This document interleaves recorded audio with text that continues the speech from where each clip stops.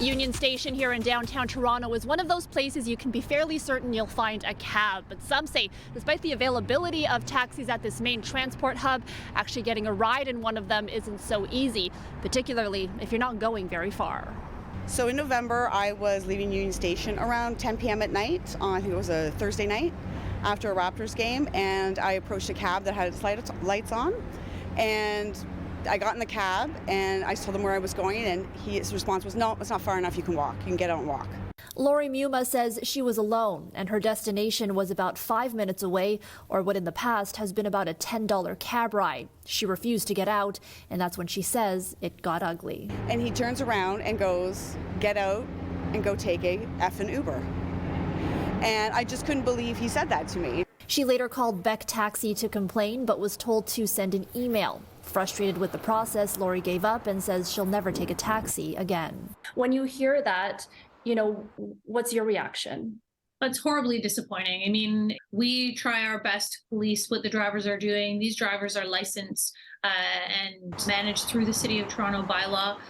We have a zero tolerance policy for that. Any driver or any vehicle actually even involved, we will remove the vehicle and the driver from the fleet.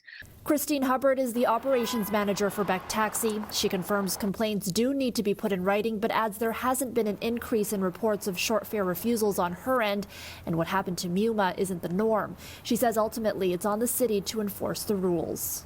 It's against the bylaw to refuse short fares. So it is something that we've been encouraging the city to get involved with, and they just seemingly haven't. What is the city doing to crack down on this behavior? So I'll start by saying that it's only 27 short fare refusals complaints that came into 311 in 2022. So that is less than 2 per month, or around 2 per month. So it's not a big number. Not big when compared to the thousands of rides Carlton Grant says are carried out by taxi drivers each day. We have a dedicated team that works on complaints and proactively. So when we know there's a big event, a Raptor game or a concert, we have staff in the area, typically plainclothed, and they're closely watching the entire vehicle for hire industry and educating and enforcing as necessary. Grant adds that where officers are located and when is also data-driven, including where the most complaints are received.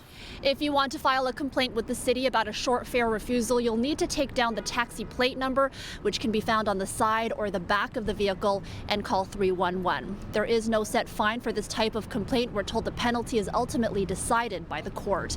In Toronto, Natividad, City News.